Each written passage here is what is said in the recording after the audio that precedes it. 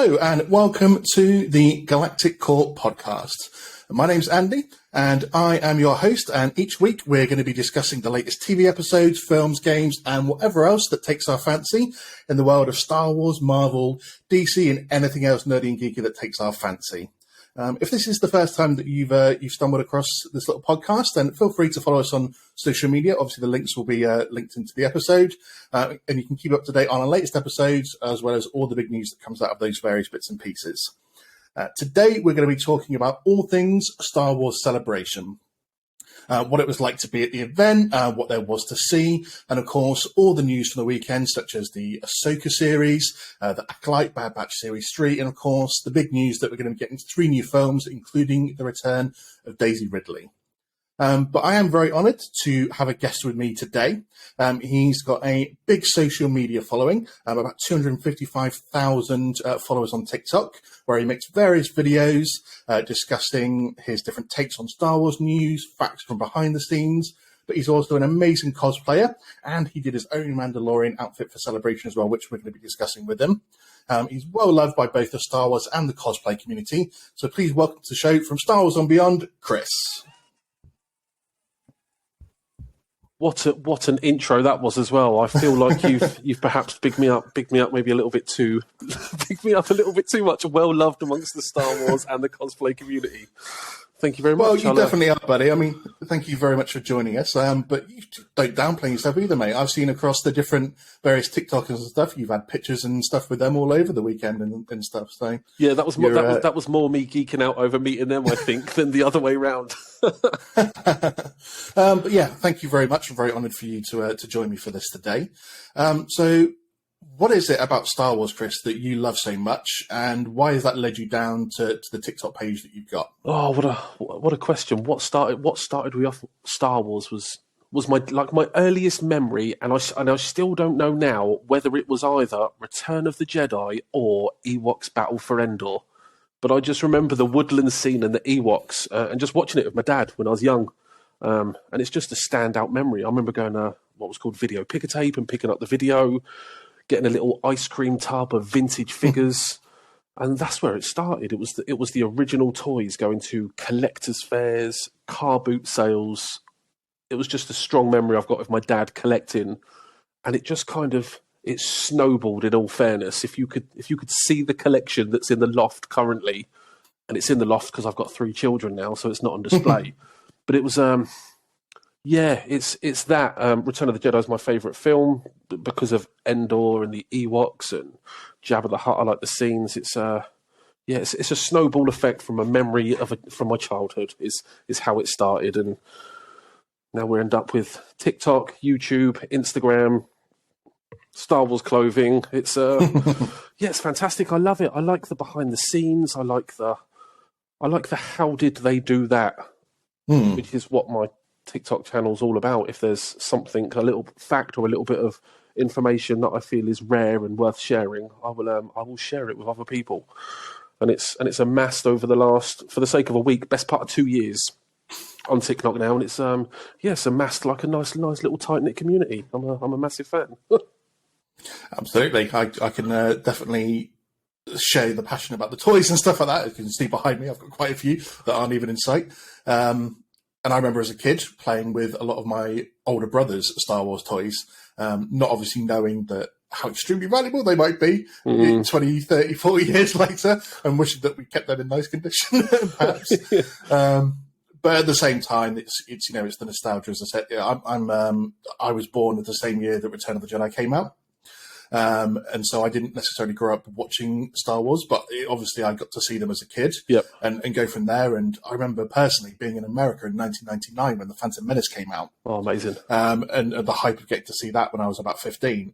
The worst part, though, was coming back over here. And if you remember back in those days, like the late 90s and stuff, it took like 3 months or 6 months for a film to come out in the UK that had just been released in America. Mm-hmm. So I came back with a bunch of toys and stuff like that, and all the info of having seen The Phantom Menace. All my friends are like, if you tell us anything about this film, you're dead. You're defriended.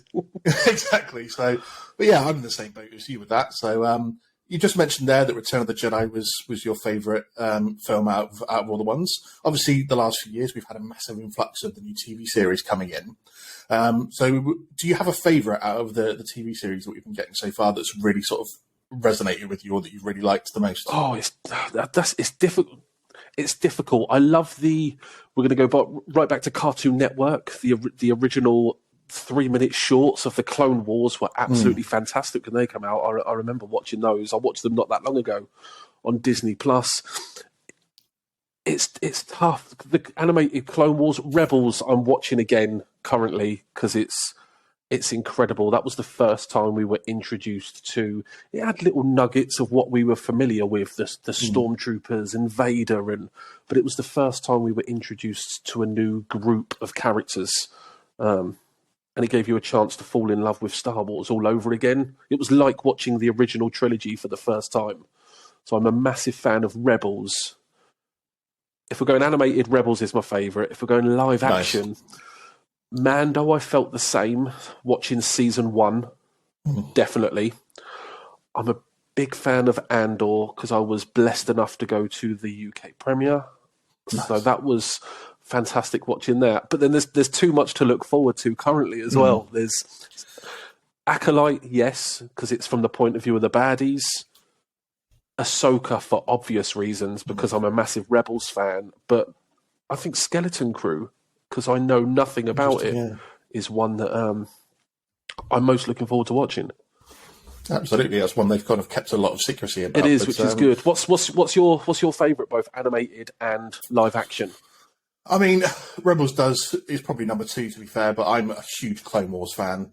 I run quite a few sort of Facebook Star Wars groups, and I had one that was Clone Wars. Yep. Before that sort of ended and Rebels ended, and we turned it into more of a Star Wars TV community group. But so Clone Wars has always been up there for me. I'm a fountain of knowledge for my friends on that particular subject. Nice. So my partner always laughs when we see a random trooper turn up, and she's like, "Well, they all look the same. How can you tell the difference?" And I'm like, "Well, that's Hauser." She's like, "How can you tell these things, man?" I'm like, "I don't know. I've just watched it enough times that it's ingrained in me." Plus the fact that obviously it's not something that just focuses necessarily on one person. It spreads it around, but obviously the love that you develop for, say, the clones themselves and the different stories, obviously the return of Maul as well. Incredible. That turned him into one of the biggest and well-loved characters in Star Wars after, just one film appearance. To me, Clone Wars sort of stands out above it and on the animated front. I'm probably up there with you thinking Mando. In terms, probably because we've had more Mando than anything else in terms of the live action. Yeah, true. We're one episode away from completing a 3rd season and a few cameo appearances in Boba Fett. Again, Andor. I think Andor was a slow burner for me. I was sat there for the first few weeks going, "Is this really going to develop into anything good?" But then that anticipation you had week after week with it and what it built up to was incredible. Especially, obviously, the bit when he's in prison for those few episodes and that built up to their big escape and Andy Serkis's character as well. It was just, to me, Andor just pushes it forward, and I can't wait for season 2 of that because obviously we'll get to chat about the news from all these shows sort of a bit later on. But season 2 coming obviously sort of late next year. I'm like, it's too far away. Bring it now. To be fair, so I'm glad we've got a constant stream. There's I know there's lots that are unhappy with Disney currently, but that's one thing that they've given Star Wars fans is a constant stream of Star Wars. Whether you want to watch something or not, there's always something that you can watch. Which I'm a massive fan of them at the moment. And people can hate on Disney all they want, but personally, I'm like, they've given us a hell of a lot more Star Wars than I thought I was ever going to get. Yeah, I always say, what would we have got if it hadn't have happened? I know George was developing the Underground TV show, of which there's a few like leaked bits of footage, which we've kind of seen bits of that in the news, especially in the last episode of Mando. And we had, was it Detours as well with Seth Green, which was an interesting take on Star Wars humour, definitely. But that's it. It wasn't going anywhere else. Whereas now we can, we're delving into all sorts of different side characters, which I'm loving. Absolutely. I'm not going to sort of ask the blatant question of who's your favourite character, but what I want to know is, in your opinion, what is your most underrated and your most overrated Star Wars character? Oh, what a question! There wasn't even any, Chris. These are the questions that I'm going to ask you. Let's prep for these. You're literally straight in. We've expanded on him more recently, but old school, overrated was Fett because, like, what did we have? I know he was mysterious, but everyone bigged him up so much and for so little on what he done. Fett, old school, is the most overrated character. Underrated. Oh, it's probably going to be either Salacious Crumb or Max Rebo. They are legendary characters. I love the species of the monkey lizard that we get with Salacious. I like the story of how they got his name and the character, and Max has been there through it all. And we've got the ultimate mystery with Max now. Is he alive? Did he survive the explosion? Yeah. And will we see him again? Was he not in Book of Boba Fett, though? He was. Was him and his band He playing? was. Oh, but obviously it blew up, didn't it? So, then they blew up the bar. So it was, did he survive? I'll tell you what, I hope so. They were like the greatest band in the Star Wars universe, aren't they? We shall see. Who's your who's yours most overrated? Would you say most overrated character? That's a difficult one for me. This might be a controversial one. I think Dooku. I think people fawn over Dooku far too much for what we actually got to see of him. I think part of why I love the Clone Wars so much is it got to flesh out a lot of the characters that we only saw glimpses of in the films. Tales of the Jedi's done well for that as well. Exactly. I think that brought me a little bit more, maybe more back on Dooku, to be fair, how I was feeling about him. But I thought from what I saw, I mean, you got an amazing actor, obviously Christopher Lee, to play the guy originally. But for me, from what I saw of obviously him in episode 2 and episode 3, he didn't really do an awful lot. And I was just like, why are people fawning over this guy? He's supposed to be one of the greatest sort of lightsaber battlers in history of Star Wars, and yet we saw nothing of him. And in the end, he just got his hands chopped off by Anakin before he lost his head. So. The original animated Clone Wars on Cartoon Network, when he was there's an episode where Dooku's training Grievous, and I love that episode. They have a duel against each other. It's incredible. I do remember that, to be fair, because that was sort of, you got to see Grievous spinning, and you never got to see anything like that in the film. Fantastic lightsaber fight. Again came along. But I like Dooku. I know the CGI doesn't hold up now, and you can quite clearly see it's not Christopher Lee doing it, and it is a stunt double. Yeah. But I love the Yoda Dooku fight in Attack of the Clones. I remember that was probably one of the first midnight premieres I ever went to when I was like about 17 or something, and just getting to see Yoda walking out with his little stick, and he's just like, okay, so now we're going to fight, and then he's jumping around like nobody's business. That. I was like, it's the opening of the cape and using the Force to grab his lightsaber was I loved seeing that. That was great. I think for an underrated character for myself, though, and again, I don't know whether people think about this, but I think Jyn Erso from Rogue One.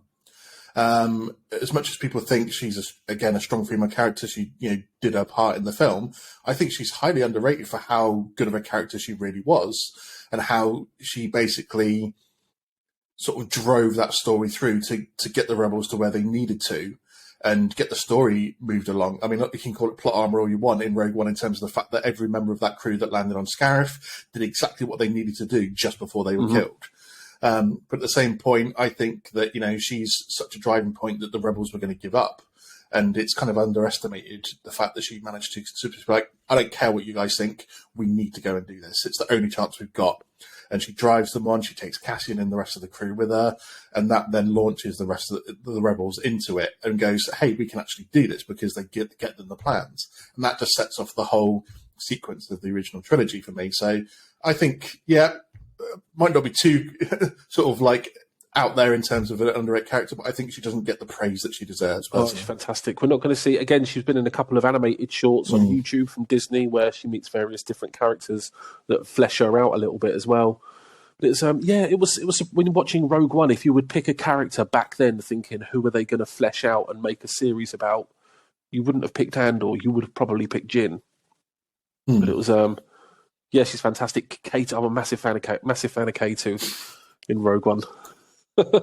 I just give me any sarcastic droid any day of the week. I'm far too sarcastic myself, so give me a sarky droid like Chopper, for example.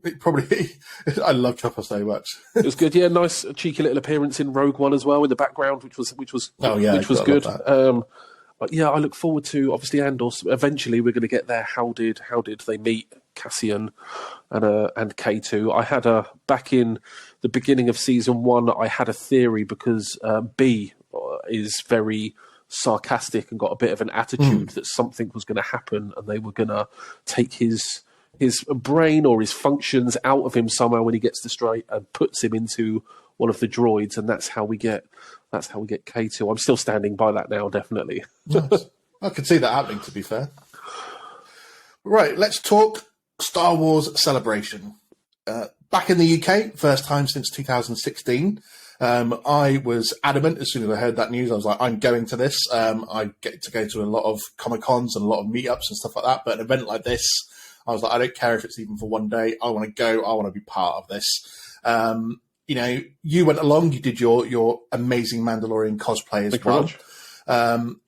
What did you think of the event? Because you were there on opening day on the Friday. Yep. So you got to see probably the more exciting day out of everything because they dropped so much of the big news. The vibe, I imagine, was electric on that day. It was electric when I was there on the Saturday, but I think probably the first day of opening on the Friday, it was absolutely amazing. So, what did you think of the event, and how did you feel getting to be there on that day? What a buzz! It was busy. Don't get me wrong. It was very, very busy. From getting off the cable car and having that 10-minute walk to the front, and then being herded in. It was a very large room with lots of people in, but it was my first con, so it was my first proper event, Comic-Con, that I'd been to. And normally I'd find it difficult to strike up a conversation with somebody I'm stood in a queue with. But the fact that we're all there for exactly the same reason and the same thing, everybody was talking to everybody, which was great. And then obviously you're there for an hour and then the doors open and you're all cheering and there's lightsabers in the air as you're walking through those shutters for the first time. And then you've got food hall, there's the queue, there's some more food. And then when you go in the room and you see that live stage that I sit there every year and watch it on YouTube with Andy and Anthony presenting and bringing the guests out and stuff. But physically seeing that was the best. I can't even put it into words. The feeling of being there is incredible. It was amazing. And I was, as you said, I was only there for a day, and I didn't think opening day would be the best day to go. I was thinking they're going to drop something amazing on the Saturday or the Sunday, but every big announcement was done on the Friday, which was, we got trailers, stood there at the front watching that Ahsoka trailer above the live stage with my Mando helmet in the air, cheering with however many other people. Was proper emotional. It was it was incredible. I was gutted I didn't have longer, because if I was there the Saturday, I would have stood just by the live stage and just watching watching more of the guests, try and get into a few more panels. I loved it. I was looking forward to getting back at the end so I could watch on YouTube what I had missed throughout the day. But it was, what a feeling. It was good. How was the Saturday? Again, I think, when you walk in because me and my partner travelled up on the train in the morning, so we had like 2.5 hours on the train.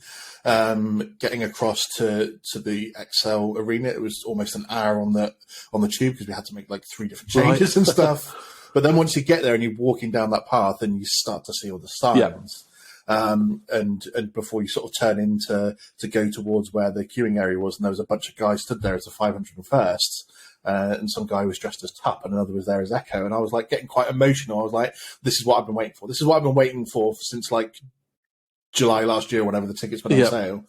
And so I was such a big Star Wars fan. I was so emotional going, I'm finally here. And you walk in, and to be fair, I wasn't there very first thing in the morning because our train didn't get in until about 10 o'clock. But when I got there, it literally queued for like 5 minutes and was in. So I felt a little bit sorry for the people that had stood there at like 8 a.m. and then just got in like not long before we turned up. But you walk in and you walk through that massive long food court. Yes. As it felt like that was like the longest walk of the entire day. It was so long. But then you get there, and then but you're just looking at all the different cosplays that are around you as you're walking through, and like so excited, and going, "Oh my god, look at all these amazing people that have taken the time to, like yourself, to get this outfit ready for this event." And then you just get there, and the first thing you want to do, to me, was just stood there and just soak it all in, sort of by that little live stage, and just look and go. You can see that sort of the big AT-AT and the Tauntaun and the ATS. Crazy, wasn't it? The Endor bunker, and just staring at it in awe. You did have to stop just for a couple of. It felt like a couple of seconds, but it was probably a few minutes. Just surveying your surroundings and exactly where you were. I've probably done that a few times throughout the day as well. Just literally took a couple of minutes to myself, thinking it's the most surreal thing ever. It's crazy. It was. I was devastated. I only had a day, but I feel like I got most of it done. I would like to think the droid display at the back was fantastic. All the different droids. That was amazing. That was incredible. The props, all the different stuff. There was so much there to look at. It was I know a lot of people complained at £85 a ticket, but if you look at what you got for that £85, I think it was good value for money. I think any grumbles I heard were more about the fact that, because if you didn't get to go to any panels or anything like that, and you just turned up to the event and looked at the stalls, then that was all there really was. But you had that live stage that was open for everyone to be able to crowd around, where they had pretty much every single major person that was there over the weekend at some point or another going up there, and it was just have that patience to go in there, but just to absorb the atmosphere as well, take it all in. Talk to some people, other fans, the cosplayers. Normally when I go to any big event, I'm very methodic about. I'm going to go like in a line and box off I'll grid the entire place and look at all the stalls. But here it was just walking aimlessly because I was just trying to take it all in. And I must have done about 6, 7, 8 laps of the place, and I still probably missed stalls, unfortunately, because I was just looking at everything, going, I just want to look at everything. There was no route. They had maps up everywhere, which were totally pointless, because I would see something, but then I'm very much like probably the dog from Up, Squirrel. So you're walking along and you would see something and you go, that's incredible, and I'll stop and look at that, but then your eyes will be diverted somewhere else, and then you're going to see that. And then once you've done about an hour of walking, you go, I really want to go back and see that again. Where was it? Not a clue. So you have to, you'll end up bumping into it. Swag was a big thing as well. I had a bag with me, stickers, just various bits and bobs in, which I forgot at some point that I needed to give to people. So I was towards the end of the day on a mission going, right, I've got this. I need to find somebody dressed as Princess Leia. Go. And then I'll just go and find a family with a kid dressed as Princess Leia, and I'll give them a gift. And I enjoyed that part of the day as well, and getting things randomly in return from people. I've got some amazing patches very large patches that have been sewn, and absolutely incredible. The things that you give away and get gifted is mad. Did you pick up any swag or get anything whilst you were there? I picked up a few bits. There was a guy that was just dropping bags of like stickers and stuff. There was like stickers, patches, a few other bits and pieces just randomly on the tables in like the catering areas. Oh, nice. And then just randomly just sat down and I'm like, what's this? And picked it up, and it was just, like I said, it had some really good patches and some really good stickers in there and stuff. But in terms of, I did treat myself to a few bits and pieces. I picked up the convention exclusive Return of the Jedi Vader. Nice. Oh yeah, I've seen that. It looks lovely. To go into my collection. It does look like a lovely figure, to be fair. And I also picked up the Jedi and Sith holocrons that you can normally get from Galaxy's Edge. Lovely. That was a nice, expensive little treat for myself, just to be able to sit there and go, ha, and just play with it and pretend I'm like I'm Ezra and Maul trying to find the one big secret for myself. Oh, amazing! What about you? Did you pick up anything? Treat yourself? I didn't. No, because it's holding it dressed in my Mando. I had over one shoulder a lightsaber, because on the Friday night there's the Galaxy's Edge Discord group. Whenever you see the big lightsaber meetups at Galaxy's Edge, this group were over here in the UK. So at the end of the event, 7:00 on Friday, everybody was outside the front with their lightsabers, and we just took so much footage and different pictures. So I had a lightsaber over one shoulder, which you wouldn't think is heavy, but after 14 hours over your shoulder, it's very heavy. And then my other shoulder, I had my lunch bag, but all my swag and bits and bobs in it. So I didn't have a lot of room to buy anything. But I saw so much stuff I could have bought, but it was where to put it. I liked the. Did you see the Max Rebo and Cy Snootles the plushies? They were smart. I quite liked them. They were good. The top stand had some nice stuff. The Lego brick heads looked good, but the queue was. I didn't even get into the Lego one. It was pretty much the only one I didn't get into. I didn't queue for it because it looked ridiculous. The like Funko, Lego, and the Celebration store. I looked at the queue and I went, I'm not going to do that. If I was there longer, I would have queued. Likewise, for some of the panels, I would have jumped in a queue as well. But the fact I was there for the day, if there was anything that was remotely longer than 10, 15 minutes, I was gone. I was skipping it. So, talking about your Mandalorian outfit, you mentioned to me you spent a good couple of years making this outfit. So, what was it like, that process of getting it ready, and then the reception from the different people that you met on the day to yourself wearing that?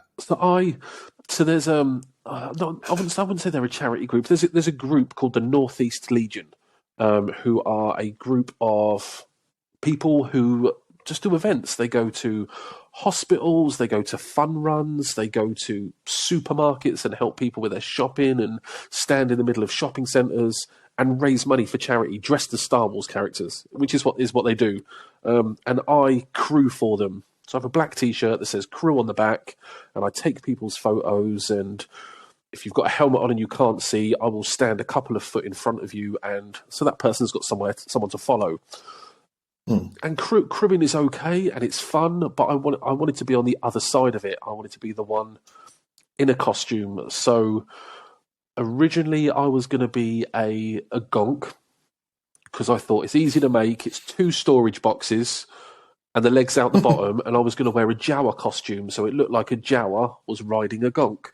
That was going to be my first costume. Then I went to Sith, which I didn't like, so I thought, what's the easiest, what's the most complicated thing I could possibly do, and went Mandalorian. So over the next, it's probably best part of a year and a half, nearly 2 years, and it's only taken that long because I've got 3 young daughters and a wife and a dog, and with all the things that we do with the kids in the evenings, I don't get a lot of time to do it. So just an excessive amount of sanding, car body filler. Most of it's 3D printed. So it's sitting in the gardens. I've just done a bit at a time, and eventually is what you've seen. I've crafted that definitely not Beskar Mandalorian armor. And just Durasteel, is it? It is, yeah. I was chuffed to bits the first time. Like I put it on as a complete suit. That there's a playlist on the top of my profile of like a step by step making it. But the first time you put it all on, and you like take a picture and look at yourself, like you proper feel like, this is amazing. And then, walking the best place you could possibly go wearing something like that is Star Wars Celebration. And just walking along wearing it, you just feel the nuts, don't you? Obviously, you just feel you feel like the character, and people treat you, as I was saying earlier, when you see Rex or Cody or the Bad Batch, you're not looking at a bloke in a costume. Well, it's like when you go to Disney, when you see Chewie and Rey at the Falcon, it's not a bloke in an amazing costume, it's Chewie, and that's what Celebration was. You're looking at Din, and people were looking at me going, there's a Mandalorian there, and having photos, and it was just an absolutely incredible experience to go to a Star Wars event dressed as a Star Wars character, and for it to be appreciated and get amazing feedback as well it made all that hard work and sitting in the garden sand worthwhile, definitely. And especially going as a character that's so popular at the moment in terms of the Mandalorians. But when we were talking before we started recording, you were saying about the meetup you had on Friday night. Just want some of the listeners to hear a little bit about that as well, because that was something I personally didn't get to do during my trip there, because we sort of left and came straight home back on the training because we had a long journey back. But what was that meetup on the Friday night like with all the other fans and the people that you got to see? I had 2 meetups on Friday that I had to do. We had one at 4. I had 3 actually. I had one at 2:00, which was just with the people from the Northeast Legion that we had all got different trains down and cars, and so we were meeting up and we had a photo together at 2 and a little catch up. Then, as we've said about the long mile almost, the walk, if you left the venue, you couldn't just go back in those doors. You had to walk round the building the way that you come in the morning. So I met up at 2:00, left. We done the long mile. The 4:00 meetup was the Mandalorian meetup. So that was everybody pretty much there on day one who was dressed as a Mando, all out the front, and that was amazing to have conversations with people who, oh, do you remember when you were sanding this bit? And oh, did you have trouble when you were doing that? Discussing like cosplays and issues and tips and tricks. And I haven't got a jetpack or a backpack for mine yet, so I've seen a couple of different. I've taken loads of photos of different bits of people's costumes. I don't know why I want to do another Mandalorian, but I feel like I feel like I want to do. I feel like I want to do another one in a different colour scheme. Same soft parts, but mix the armour up a bit and do something else. But the best meetup was Friday night. We know it finishes at 7:00 and everybody's leaving. If you have a lightsaber, you kind of veered off to the left. And I've tagged a video on my profile. It's only a couple of bits down. We've done Mexican waves of lightsabers with blue at one end and red at the other and every colour in between. Mando was having a duel with Rey. It was just incredible seeing that. Obviously, when you get a lightsaber and you put a lightsaber in your hand, it doesn't. If it's a Christmas wrapping paper tube, a toilet roll tube, a stick in the woods from when you're a kid, when you've actually got a lightsaber at a lightsaber event, it's real. And it was just amazing to be there with a good few hundred people having fights with lightsabers. It was brilliant. It was really, really good. Must have been so surreal as well to see that many people there with lightsabers, because I've seen different videos from like Galaxy's Edge and stuff, or sort of smaller meetups, but to have something as big as Celebration and the amount of people that would have been stood there with lightsabers doing something must have been definitely a sight to see. Oh, it was great. There was a young lad called. I was chatting with three brothers, Parsec Sabers they're called. They've got a lightsaber. They sell lightsabers, different lightsabers online. You're nodding your head, you're familiar with them straight away. I stood out there having a chat with them, and a young lad come up called Frederick, who recognised me from social media, asked for a lightsaber fight. And that was fantastic. So I took my bags off. I gave my saber away because it was a NeoPixel, but he got his saber, and his mum took a video of us from afar. And it was just me and it was probably about 16, 17-year-old kid. And you could see it in his eyes. I had my helmet on. He was living out his wildest fantasy, having a lightsaber event with a Mandalorian. It was that was probably my highlight, in all fairness, as well, meeting that lad and having a lightsaber fight with him and seeing how buzzing he was with it.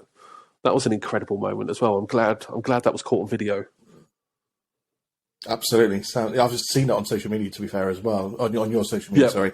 And yeah, I think something like that is just what makes a weekend for a fan as well.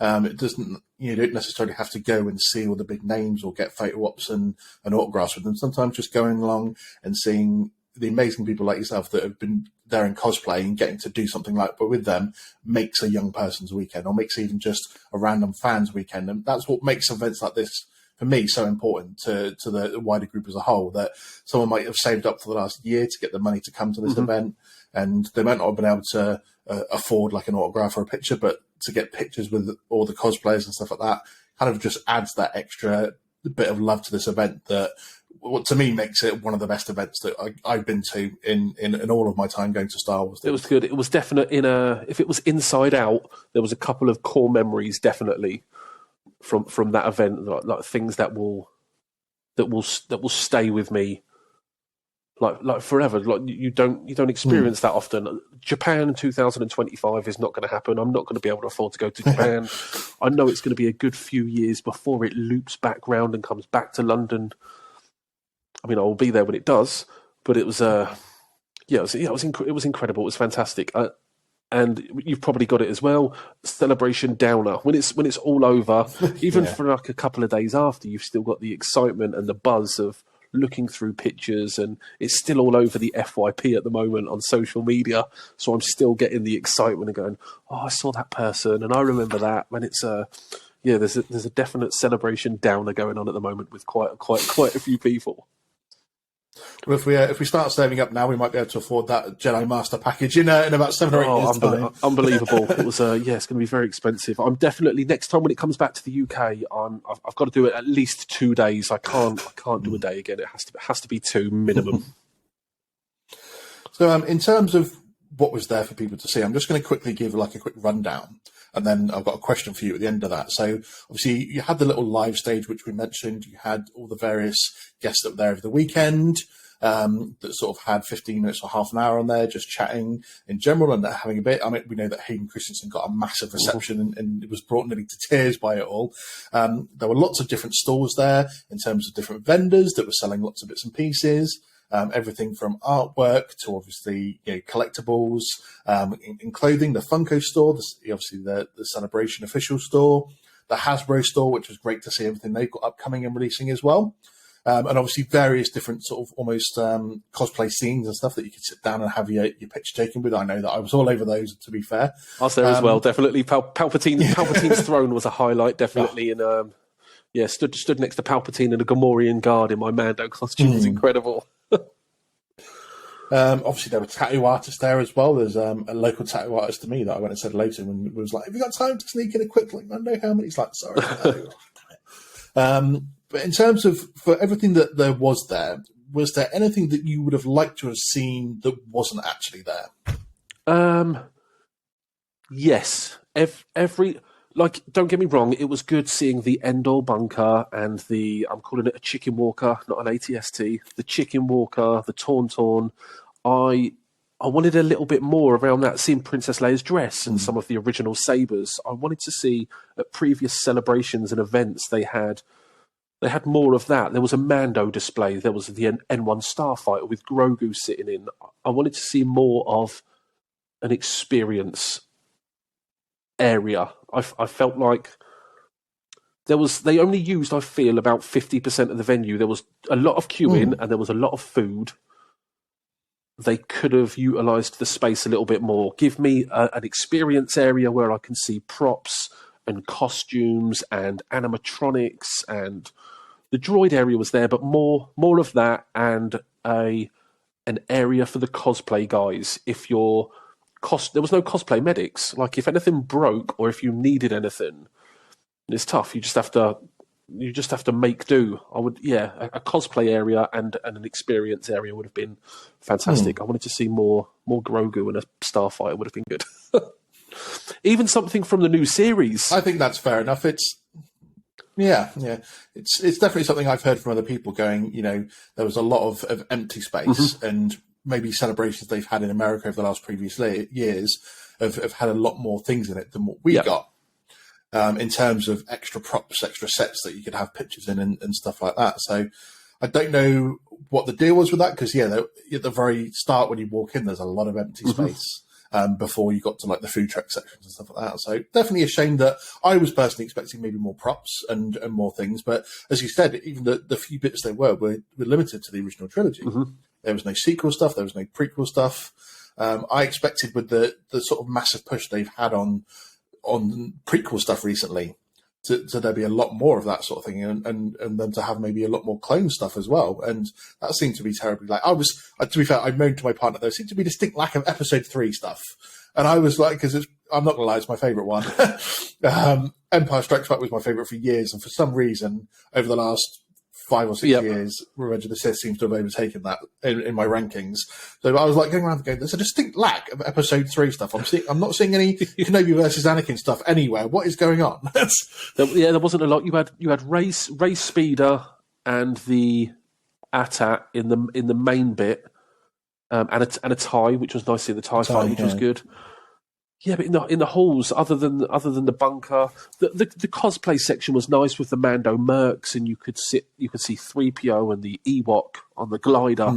Was nice. Palpatine's throne, but they were photo ops to see actual imagine going and seeing Anakin's pod racer sitting there would have been a lot more of that.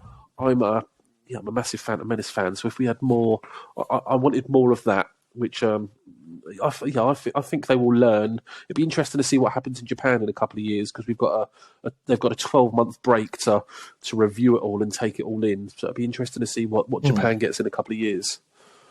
Indeed, definitely. Well, let's talk about the big news that came out of it. We were treated to obviously quite a few bits. let's just dive straight in with probably what was the biggest thing, and I think the first thing that they announced on the Friday, the Ahsoka series, and dropped that amazing Ahsoka trailer.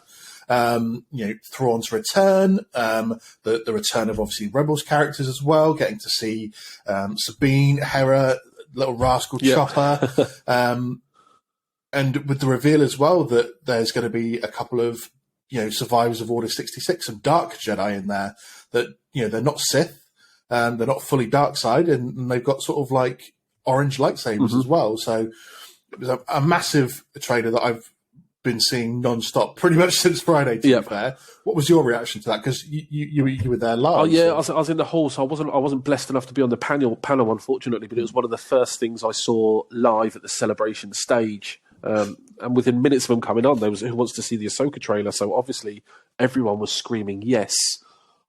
There was so much. I've just done a breakdown of the trailer. There was so much. I've had to watch it a few times. From Ahsoka's spin with the sabers was taken straight from, as you will know better than anyone, Clone Wars escaping with Rex. It was great seeing that live action. The Magistrate's back. The world between worlds, if it is what it is, and it looks it just blows everything, like literally everything, wide open.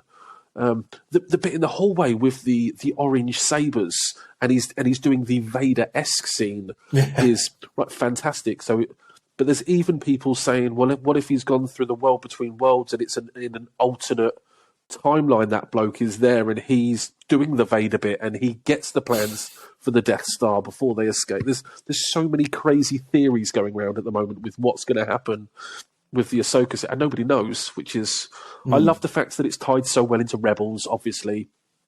I don't want it to be totally... I don't want it to be season 4 of... I don't want it to be totally finished with Rebels and that's it. I would like a few episodes centered around the Rebels characters, but I do want the show to be more focused on Ahsoka and her story. Do you think that's the danger, though? Because this has been pegged for a long time, that it's going to be focusing on the story of finding Ezra and Thrawn's return. We've sort of maybe known that for a while, even if maybe the Thrawn element of it hasn't officially really been confirmed until now. And we know we're obviously getting Hayden Christensen in there as well. So are we getting Clone Wars flashbacks, which to me is going to be a big thing. But I think, is there a danger that it is going to turn, because Dave Filoni's obviously heading it as well, that it is basically going to be, the sequel to Rebels? No, I don't feel it will be. I mean, that's not a bad thing because Rebels is my favourite show in the world. But I don't think they're going to slip into the trap of making it real. Because if he wanted to do it, he would have just done another series of Rebels a long time ago. He would have finished it off nicely. Yeah, I feel it's going to be mainly focused on Ahsoka. 100% we're getting flashbacks.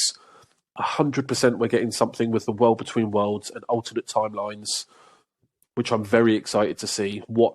Almost like, I'm a big fan of What If. I love the Marvel What If series, and I would love, even in animated form, a Star Wars What If series. Yeah. But I think Ahsoka, especially with the world between worlds, we've got a couple of opportunities to branch off and do a couple of little Star Wars, what if this happened and what if that's happened. I think we're going to see that on screen.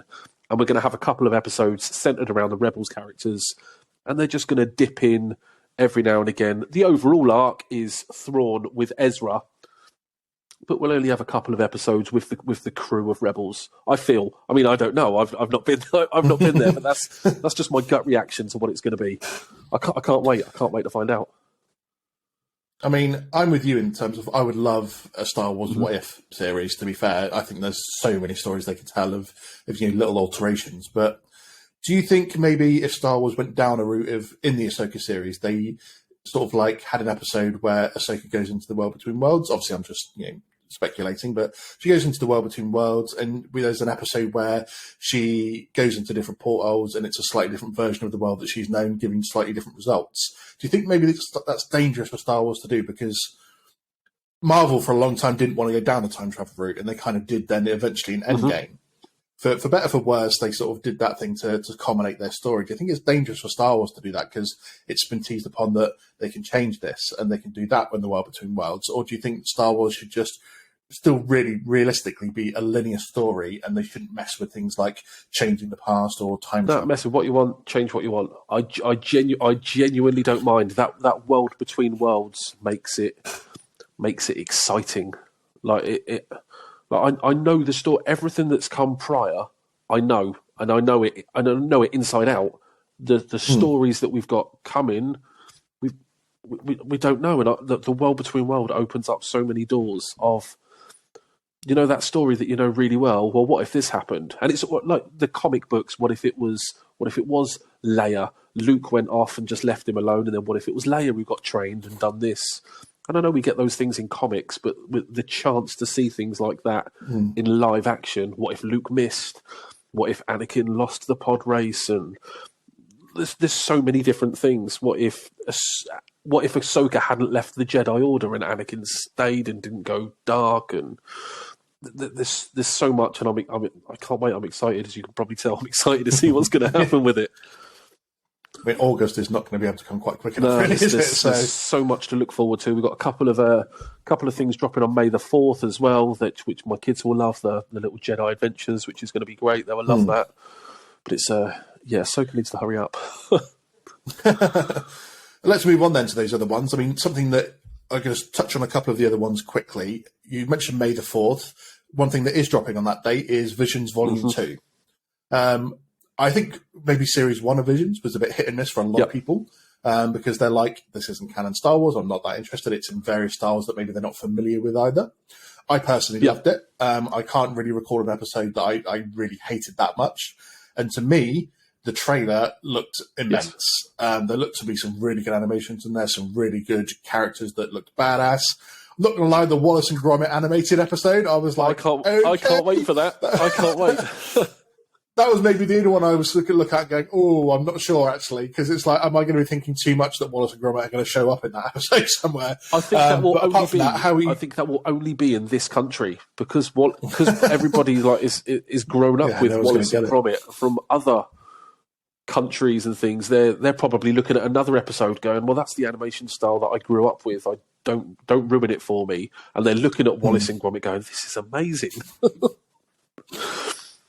Are you excited for this series? Yeah, I like individual little stories in an anime, because when you say, well, what's Disney animation, instantly in your head, whether it's hand drawn or whether it's CGI, you can picture what Disney animation is. I liked Visions because it's animators and it's an animation style in the universe that I love from somewhere else in the world, and it's a new story. So yeah, I loved Visions season 1. I like the intro to it as well.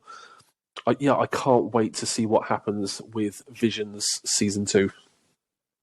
I suppose in a way, Visions is our What If series. Almost, yes. It would be nice to see maybe the characters we know and I know we've got the comic books, we've got Star Wars manga. I would like to see a live action Star Wars in different animation styles. I think would be quite good to watch as well. Absolutely. One of the next shows they announced was Series 3 and the final season of The Bad Batch. To me, I've loved this series. Obviously, they said that they brought this series out originally because people wanted more sort of Clone Wars type action and series. And I come to love this little ragtag Clone Force 99 and all their little adventures. I've even warmed a lot more to Omega. I have to admit, I wasn't a fan of her in season 1, but in season 2, I've grown to become a bit more attached to her. How have you felt about Bad Batch so far? And are you excited for this final season? I don't think I'm ready to talk about the finale of the previous season yet. So it's no, I'm not going to spoil it for people who haven't yet. But it's Omega, I'll give you that. But I felt the same about Ezra in season 1 of Rebels, and a lot of people did as well. Granted, that's fair. Ezra had a little bit of time to flesh out. Omega's good. I'm enjoying. Obviously, with all of the series, the goal, the end game is the sequel trilogy. Is how did we get Palpatine back and the cloning? And I'm controversial. I like the sequel trilogy and I like everything about it, and I'm enjoying everything and how it's all intertwining to get to this end goal. And Bad Batch is a good part of that at the moment. So much has got to happen in that final season, though. So Crosshair, Omega. with the person who we're not going to talk about of what happened, and people are going to start getting upset about it. Too much has got to happen, and we've got to wait a year. It's going to be a long wait. We've got to wait a year. Granted, we've got a lot in the meantime to keep us busy and watching and talking about, and then when it comes back round, we'll be going, oh yeah, Bad Batch, do you remember that? But it's it's good. They've done well with it. It's captured what Clone Wars did and what Rebels did as well. It's got you wanting more. What a finale though that was. Yeah, I was expecting it to go a different way, and my prediction for the end of season 2 is now my prediction to happen somewhere in season 3, which is the fact that they go off to rescue Crosshair, and my prediction originally was that there would be sort of one big last stand with all of them together, and Crosshair would be the one that would give his life to let the others escape. Yeah, I predicted Crosshair going as well instead of he not sure. I've now moved that prediction to season 3, and I think that's the way it's probably going to go. We'll just keep moving that one forward till we get it right. Yeah. And if it doesn't happen, then I'll be on the phone to them, like, "Hey, come on, this is how it should be." You saw it. They were both getting a lot of character development throughout season 2, and it was going to be one or the other. I predicted the one you did that it was going to happen to. Yeah, I don't know. Is he or isn't he, or will he come back? It's the same reason I hope he doesn't, and it's the same reason I don't want to see Kanan Force Ghost in the Ahsoka show. He's had his arc. It was beautiful. It's finished. Let's just leave it be. Yeah, I think that's fair. So next bit of news then, the Acolyte. To me, this is something I am seriously looking forward to. As we know, it's going to be set about 80 years before the Phantom Menace. It's going to focus on, obviously, the Sith and how they're sort of cementing their place and setting forward their plans for years to come. I'm a big Sith fan personally. I've got a couple of Sith tattoos just to put it in there, so I'm part of the Sith Empire. How are you feeling about this? So with Mando, one of my favourite episodes was where they were. It was the dam episode where they're in the truck and you've got to be careful with the trucks that it doesn't explode. And as they're arriving, you see the stormtroopers and the Empire cheering. And when they arrive and they're in the building, there's all the "I'm so happy and this is really good." And it was the first time you saw something from the baddies' point of view, and how maybe it's the goodies that are bad, and they genuinely believe it. This is why I'm excited for Acolyte, because Acolyte is a series from the baddies' point of view, as if they're doing the right thing and they're the goodies. So I can't. It's a twist on something that we've never had in Star Wars before. Everything's always from this side. It's never from that side. So yeah, Acolyte interests me massively. Interesting cast. Yeah, I'm excited for it. Jedi Wookiees. What? Oh yeah, exactly. We've only ever seen one before. We can't go wrong. Yes. I think I'm with you in the fact that I've been dying to see some stories from the other point of view.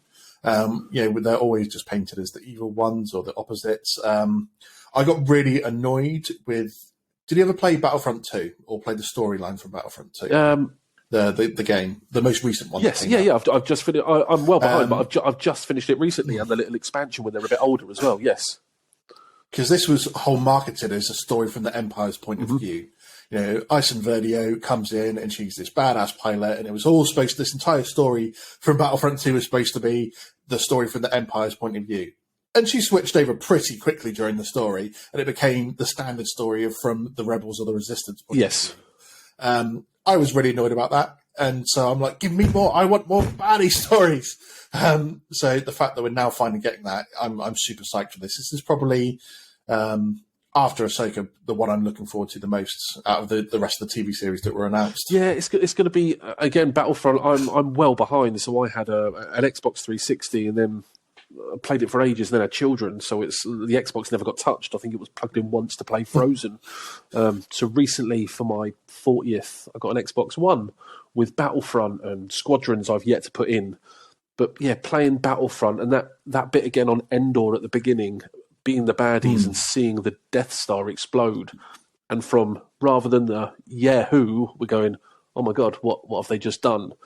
was incredible and it was good. But yeah, it didn't take long, and then all of a sudden she's okay, let's do this instead. Yeah. And it was Acolyte's going to be good to see it from the other side and see the goodies be the baddies instead.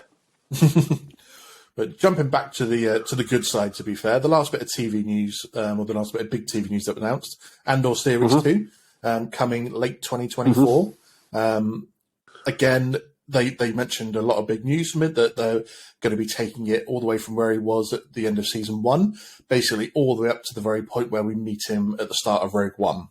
So they're going to be covering quite a bit of time in the one season. There's got to be some big time jumps in that season. Absolutely. I think they said that something like every 3 episodes is going to cover a year or something like that, if my memory serves me right.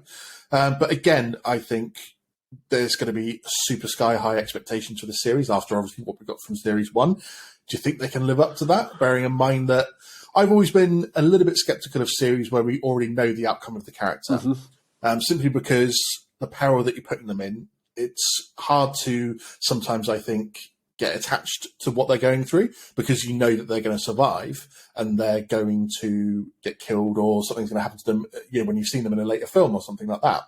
So that's part of why I was a little bit skeptical going into going, I already know what happens to this dude.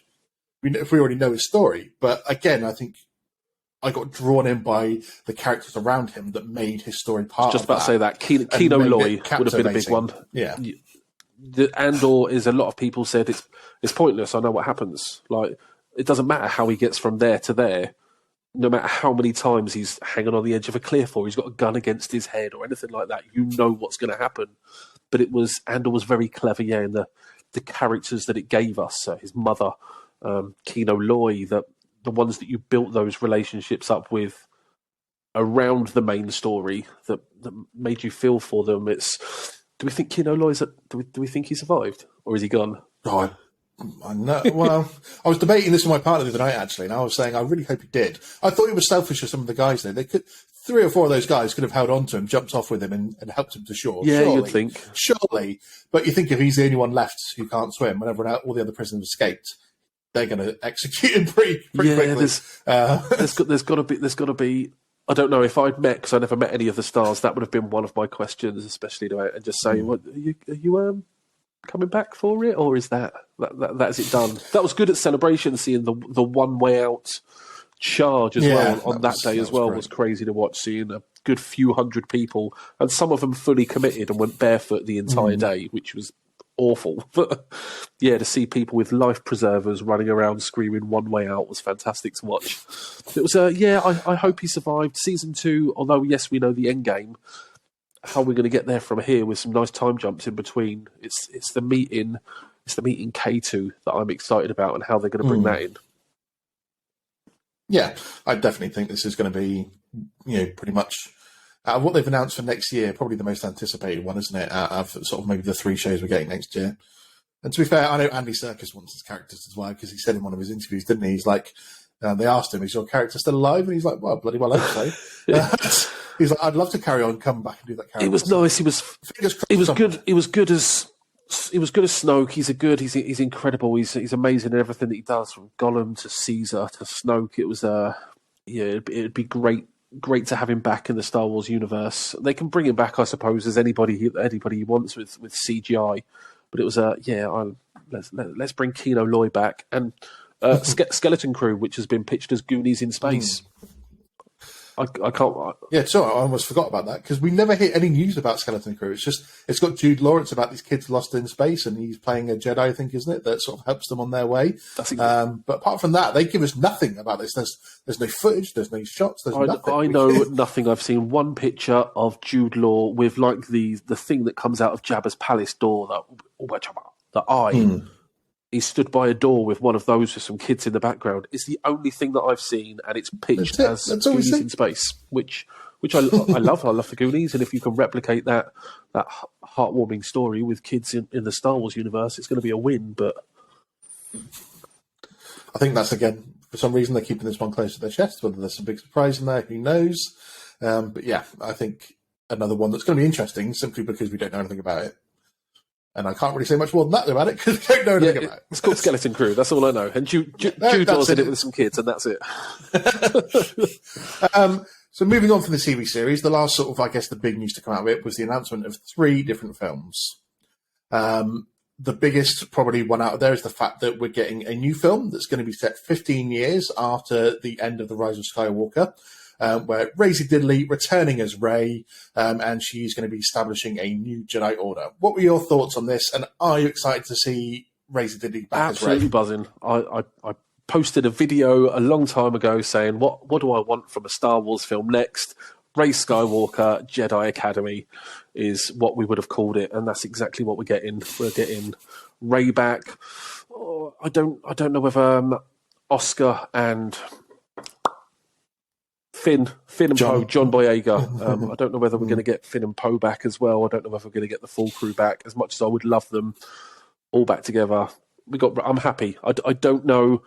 It's with a character that I love, and I don't know what's going to happen. And I'm excited for it. Of course I am. It's 3 new films. They've not committed to a trilogy with an overall arc as well, which I think is very clever. Yeah, out of all of them, the one that's set prior, the one that's set where we want, and one that's set in the future, it's the Daisy Ridley Rey film that I'm looking forward to the most. It's going to be great. And sort of, I guess the middle film out of that, going to be directed by Dave Filoni, and it's going to be basically wrapping up what they've dubbed the Mandoverse. So all the storylines that from the Mandalorian, Ahsoka, Book of Boba Fett, anything else that's sort of set in this sort of time period. It's going to be a big film to round it all off and tie everything together. And it's been described as having an epic battle, one of the biggest sort of battles in all of Star Wars that we've seen to date. I'm really looking forward to this simply because obviously I've loved what they've done with this time era of Mando and Boba and Ahsoka. Yep. And to me, it's with obviously the return of Thrawn in the Ahsoka series. It seems to me that this is going to be the film that ties all that together and brings about the rise of the First Order. So we might even get Snoke in it. I think possibly it's going to be the end game of the Star Wars universe. Effectively, everything's all tied together. There's nobody better to do it, obviously, than Filoni, knowing the characters as well as he does. There's no one better to do it. But it was, that's going to be an experience in the cinema, isn't it? Especially people. I'm concerned because not everybody commits to every bit of Star Wars. Like if you hadn't have watched Book of Boba Fett, Mando, that season would have confused you. So you have to be invested and committed to watching everything to understand what's gone on, which is where I feel the film might slip up a little bit because there will be people that haven't done that and won't understand bits. But yeah, I'm not one of those people. I consume as much of that as possible, and I'll be the one sitting in the cinema 2 or 3 times watching that film. So I don't care. Oh yes. Yeah, I think Marvel have maybe run into that problem a bit, haven't they, with the fact that they've broken off to all their TV series, and a lot of people like the more, say, casual slash series viewers are like, I go to all the films, but I don't necessarily watch Disney Plus series, and there's a risk of obviously that happening, I think, but at the same time, I think people have been more drawn into Mando and the surrounding series than they have been with anything previously, and it's maybe not going to be as big as an issue as maybe Marvel have got with that. But then moving on to the other film that they've announced, and to me, this is probably my most anticipated film out of the 3, the Dawn of the Jedi. So this is going to be set 25,000 years before the events of the Skywalker saga. It's described as a biblical epic of basically the first person that discovered the Force and became a Jedi. This is something that I've actually been calling out for quite a long time. I want to see the beginning of how this all started. If you've got the beginning of the Jedi, I imagine it means we're probably going to get the beginning of the Sith. Always balance. So there's going to be 2 sides. As I said, my most anticipated film out of these 3. How are you feeling about this one? The fact that they've called it biblical. I mean, I've never delved into the High Republic stuff. I've not touched it, and I know I need to. I need to get some comic books because I'm visual. I can't go books. I need comic books, so I need to start there. But the fact that we're going earlier and we know nothing, in all fairness, like nothing at all, as you just said, it's biblical and it's the first person who discovers the Force. Like, that could be anything. It could literally be anything. I like. Is it James? Is it the person who's just directed the indie film? I can't remember his name off the top of my head. I'm going to say it's James Mangold, something like that. I wasn't sure whether it's this. Manigold. I wasn't sure whether it's the same guy that's done the latest indie film or not. But it's good. We're going into a Star Wars film knowing nothing, so it can't be a bad thing. But we're not going to get anything for ages, are we? We're not going to get character designs or trailers or teasers or casting news. There's so much more to come before that. I was disappointed Taika Waititi's film, if he's still doing one. I don't know. Nothing was mentioned. It's all been very hush hush, and I'm a massive fan of his. I know many aren't because of the latest Thor film, but it was I like him. I like his sense of humour. I like what we do in the shadows. And do you think there's a place for Star Wars to be able to thrive without delving into stories that involve the Jedi and the Sith? Because I've had a lot of split opinions on this from people in terms of, I think a lot of people have, now the Skywalker saga's over, they've called for more non-Jedi or non-Force user stories because you want to flesh out the world a bit more.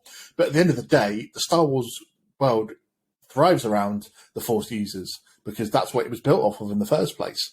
Do you think Star Wars could thrive without going down that route, or does it need to still dip in and out of it to make sure that it continues with those people that fell in love with those Star Wars for that reason in the first place? I think they do. It does so well because it dips into it. So Clone Wars, Bad Batch, like everything that we've had so far, it's Mandalorians. It's about Mandos effectively, but we've still got a little touch over here and a little touch over there of what we're familiar with. I don't mind. I would have a series on bounty hunters, we've had a series on clones, as long as it touches something that's familiar that resonates with me as a Star Wars fan. I don't mind. I'm happy. It doesn't have to. You don't have to mention the Skywalkers. You don't have to bring in Vader or Palpatine every time. It was as long as it gives me something that resonates, whether it's a feeling or a character or something that makes me go, yeah, this is Star Wars. I'm happy. Mando, it was his costume. It was the costume, wasn't it? It was, you see that, you're like, I recognise this, and then you're seeing little salacious crumbs in the trees, and you're recognising planets and sand crawlers. It was Mando season 1 done that perfectly. We stayed away from the Skywalkers and lightsabers, and we just used familiar surroundings. And that's those first few episodes. It gave us Grogu. That's what obviously touched us. The mystery around Grogu is, still now fantastic. But that first season of Mando, yeah, I don't mind. Give me whatever you want in any format, animation, film, as long as it resonates, I'm happy. Nice, to be fair. So I guess my final big question to you is, with all the news that's come and all the new things that we're going to be getting from films and TV series, what if Lucasfilm called you up and they go, Chris, we want you to design the next film or the next TV series? What is your your passion project that you would ask Lucasfilm to do for Star Wars? What is the biggest thing that you go, I want to see this on the screen? Oh, I would like to see either two things. I want it because we're so good with the like Luke, obviously at the end of Mando, how he looked, to Luke how he looks now with what they've done CG wise to make him look younger, and we've progressed another couple of years since then. So if I want Shadows of the Empire, between Empire and Jedi. Obviously, I would love that story with Prince Shizor and Hands in Carbonite, and I would love that. Or I want my animated Star Wars What If series. I would probably go animated What If they gave me some money and said, let's do this, and come up with 5 or 6 solid episodes. But I'd put it to the fans. What do you want to see? And we just put a vote out there, and whatever episodes got voted the most, that's what we would make. We just see what happens. What's yours? If I gave you a big war chest and said, go and make something Star Wars, what do you want to see? I think I'd be definitely going down the Sith route again, and I want to see a Plagueis and Young Palpatine series. Oh, it'd be nice. Give me a good 12 episodes, or 2 seasons of 12 episodes from the young Palpatine that's taken on by Plagueis. I don't know if you ever read the Plagueis novel, that's I guess now is considered Legends, but that to me was a great book that they would wouldn't be far from doing something superb with if they even turned that into a series, to be fair. But I think I'm dying to see younger Palpatine. In my Rey Skywalker Jedi Academy theory of what I want this story to be, there's a strand cast, there's a younger clone out there who happens to be the embodiment of Palpatine. My dream casting as a young Palpatine, Matt Smith. Wasn't he rumoured to be playing the young Palpatine clone? There was a sniff at some point that he was going to have a role within Star Wars, but it was never confirmed. It would be amazing. I would go with Tom Hiddleston.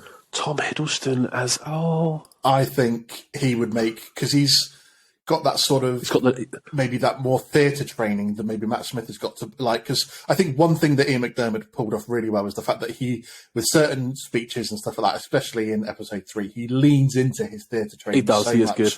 Like the story of Plagueis story that he tells to Anakin, he used his theatre training to the max to tell that little story, and it sounds shivers down my spine.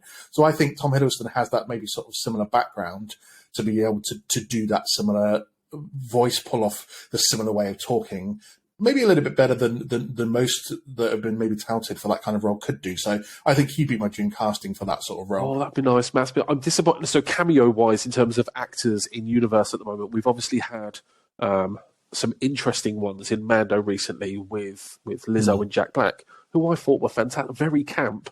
But if you think of certain episodes of the Clone Wars, how camp they were, that's what Star Wars is. But one I'm massively disappointed, and I think it's a missed opportunity, was Christopher Lloyd. Was obviously fantastic. I really wanted him to play Hondo. It would have been amazing, but it was that's another character that I want to see in live action. I don't know where that is going to pop in. You would think if it's going to be anywhere, it's going to be the Ahsoka series with the Rebels crew. Hondo's popping up somewhere, stealing a ship or doing something in the background. Oh man, I hadn't even thought about the fact that we could get potentially Hondo and Ahsoka. That would be amazing. I'd love to see Hondo in live action. Cool. Well, I think I've covered just about everything that I wanted to talk about from Celebration. Is there anything else that took you by surprise, or any news that we haven't covered that you were sort of taken by in terms of what happened over Celebration? No, we've covered films. Just seeing that image on the stage that pops up with what's coming was exciting. Yeah, the films, it's bright, and we always said it like year on year. We always say, "Oh, this is the best year to be a Star Wars fan because there's so much cool stuff coming out." Like, it's getting better. It's like it is a really good time to be a Star Wars fan. I wish they had made some sort of announcement about Galaxy's Edge at Disneyland Paris. Would have been nice. I'm, as a dad of 3, to get to Florida or anywhere with the family is extortionate. It's really, really expensive. We went to Paris not that long ago. So if they could bring a Galaxy's Edge over here, I would have liked some sort of an announcement to say that it's going to happen. I would have been chuffed to bits with that. But it was Celebration 2023 was a huge win for me. Absolutely. Something like I said, it was on the bucket list to go to. I was like a child when it was announced that it was going to be over here, and I remember I was at work last year when obviously the tickets were going on sale, and I was at the office about an hour and a half past closing time because I was sat there in the queue waiting to get to the front to buy those tickets. And I'm like, I am not leaving my office until I bought these tickets, and then I will go. And then I will. It was good. I was thinking. So I mentioned how long I was in costume. Obviously, getting there, the experience was incredible. Leaving the event with I was a Mando with a lightsaber on the walk back to the cable car. So he was queuing for an hour and a half again with other fans. But once I landed back at the Dome, my feet were killing, and I thought, I can't do a 40-minute walk back to my hotel. I'm going to get an electric bike. So somewhere it exists on social media, there is footage of a blue and yellow Mandalorian riding around the Millennium Dome on an electric bike. I can't wait. I'm going to see it pop up somewhere randomly on a YouTube short or Facebook in a couple of years' time and just go, yeah, that's me. If anyone listening or watching this video has got that footage or sees it on TikTok, send it to us. If anyone sees that footage online, please tag me in it. Chris, thank you so much for coming on and being my guest to talk about all things Celebration. Tell everyone at home exactly where we can find you on social You'll be media. able to find me on TikTok at Star Wars and Beyond. I'm also on YouTube at exactly the same at Star Wars and Beyond, and Instagram for all sorts of pictures and weird things. You will get me at Star Wars and Beyond TT, because somebody else has already taken at Star Wars and Beyond, and I was raging. Amazing. Thank you so much for joining us. As I said, it's truly been an honour to have you on and discuss it. I'm going to get some pictures up on my social media of your Mando costume as well, so everyone can see exactly what we've been talking about, and they can see how amazing your costume was. For everyone else listening, thank you for tuning in. Next week, we are going to be discussing the finale of the Mandalorian series and recapping the series as a whole. Have you watched this week's episode? I have. It was it got so many people, because a certain select few got a sneak peek at Celebration and was allowed to watch it. So thank you to all those who didn't spoil anything. It was what an episode! What an episode! And now we know why one of the first things that they did at the Celebration was drop the Ahsoka trailer. But an amazing episode, a heart-wrenching episode. I cannot wait to see where this goes next week. But for everyone, thank you very much, and we'll catch you next time.